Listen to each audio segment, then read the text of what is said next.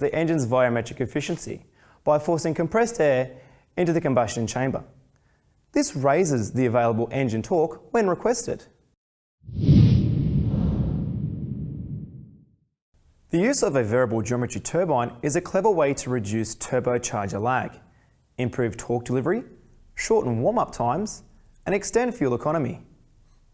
Using movable vanes within the turbine housing allows the turbine speed to remain high even when the engine RPM is low. With the nozzles in the closed position, only a small quantity of exhaust flows through the turbine. Under light engine load, gas flowing through this narrow passage will increase the turbine speed, therefore reducing turbo lag. The ECM will increase the engine speed to meet the driver torque request.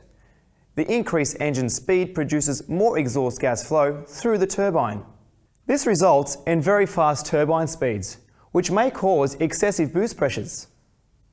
To control maximum turbine speed, the vanes are opened, changing the angle at which the exhaust gas contacts the turbine blades. Therefore, the rotational speed of the turbine is reduced. The ECM controls the vane position via a pulse width modulated output to the vane position actuator. The drive ring rotates in response to these commands. Speed and directional control of the actuating rod and drive ring is achieved using a bidirectional motor. This system works similar to a throttle valve assembly.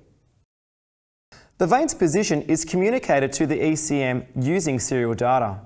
The only way to monitor this is with a scan tool. The turbocharger boost pressure sensor responds to changes in the intake manifold pressure. This will vary based on the engine's speed and load conditions.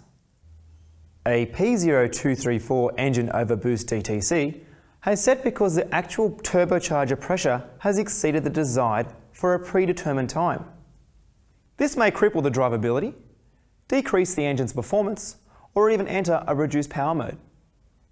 If there are any fault codes present relating to the airflow meter, EGR valve, boost actuator, MAP or baro sensors, these will need to be addressed first, as faults here may also cause an overboost situation. When diagnosing an overboost code, always check the freeze frame failure records.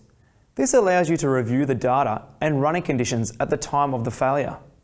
This may give an indication on how to reproduce the fault to assist in diagnosis.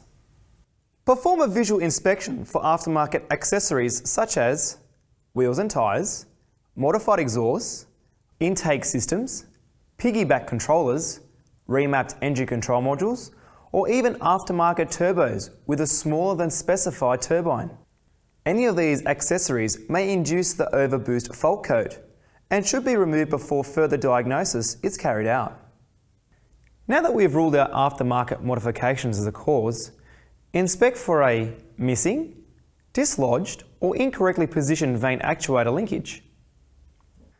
It's good practice to check for any loose induction hose clamps or pipes. Remove the airbox cover and make sure that the correct filter is fitted. Modifications in this area may cause an overboost concern. Confirm there are no exhaust leaks after the turbo. A leak here will reduce the system's back pressure, allowing the turbine to increase rotational speed, resulting in potential overboost concerns. Remove the boost pressure sensor and inspect for a damaged O-ring or block sensing element. Once we have confirmed these basics are okay, a second road test may be required. While on the road test, it might be necessary to have another tech to monitor the boost pressure data. Monitor the desired and actual boost pressure sensor readings. They should be virtually identical. Also, take note of any driving symptoms you may experience, such as sluggish acceleration, excess smoke, or engine noise. With the ignition on, command the vane position to increase and decrease. As it sweeps, keep a close eye on the actuating rod for any signs of binding or incomplete travel. If the actuator is pneumatically controlled, a vacuum pump engage will be required to test the integrity of the diaphragm and the linkage. A fault within the actuator, or a seized linkage, may hold the drive ring in a closed or near closed position, causing excess boost pressures. The only time you would look at the ECM for potential replacement would be if all other checks and tests have been confirmed as okay. Understanding how a VGT system operates will enable you to solve faults with confidence. Thanks for watching. See you soon.